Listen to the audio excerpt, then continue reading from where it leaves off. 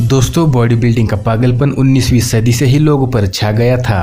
Eugene सैंडो नाम के इंसान ने सबसे पहले बॉडी बिल्डिंग का शो किया था। इसके बाद यही शो एक कंपटीशन में बदल गया और पूरी दुनिया में किसी वायरस की तरह फैल गया। लेकिन इस कंपटीशन को ज्यादा सराहा नहीं गया था, जब तक कि 1970 में ऑस्ट्रिया का एक इंसान अपने सपनों को लेकर अमेरिका आया था और जिसकी वजह से बॉडी बिल्डिंग को एक बहुत बड़ा दर्जा प्राप्त हो गया। दोस्तों, मैं बात कर रहा हूँ आर्नोल्ड की। लेकिन दोस्तों, आपको ये जानकर हैरानी होगी कि उसकी बॉडी नैसर्गिक तो बिल्कुल नहीं थी। उसने ये बात कैलिफोर्निया का गवर्नर होने के बाद सबके सामने लाई थी कि उसने स्टेरॉइड्स का प्रयोग किया था। उसने तो 50 साल पहले स्टेरॉइड्स का यूज किया था, लेकिन आजकल के लोग स्टेरॉइड्स का कुछ ज्यादा ही इस्तेमाल करने लगे हैं। दोस्तों, वीएफएक्स और सीजीआई का इन्वेंशन होने से पहले हल्क का रोल एक इंसान को ही निभाना पड़ता था और कोई नहीं बल्कि आर्नोल्ड का कंपटीटर लुई फेरिग्नो ही करता था। आज 50 साल होने के बावजूद भी वो लोगों को बॉडी बिल्डिंग के लिए इंस्पायर करता है, जैसे कि यह महाशय रिमारियो अल्वस, जो कि खुद को हल्क कहते हैं।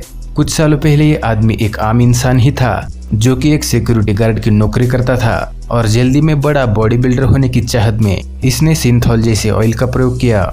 दोस्तों, सिंथॉल एक ऑयल और अल्कोहल का मिश्रण होता है जिसका प्रयोग मसल्स फुलाने में किया जाता है, जिससे कि मसल्स किसी बॉडी बिल्डर की तरह लगते हैं। लेकिन दोस्तों, सिंथॉल का प्रयोग किसी की जान पर भी बीत सकता है।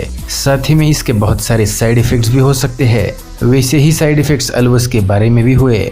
उसके एक बाइसेप में ऑयल का इन्फेक्शन हो गया। डॉक्टर ने उसे दोनों भी बाइसेप काटने की सलाह दी थी और आखिर में जाकर उसे वैसा ही करना पड़ा।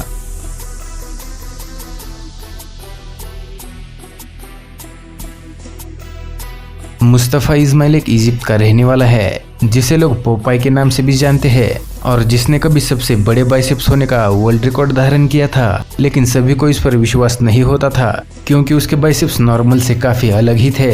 ये एक जापानीज टीवी शो पर भी आया था, ये साबित करने के लिए कि इसने किसी सिंथॉल का उपयोग नहीं किया, और जिसके बाद इसका नाम वर्ल्ड रिकॉर्ड से भी निकाल दिया गया। लेकिन सभी लोग सिंथॉल के यूज को सीक्रेट नहीं रखना चाहते।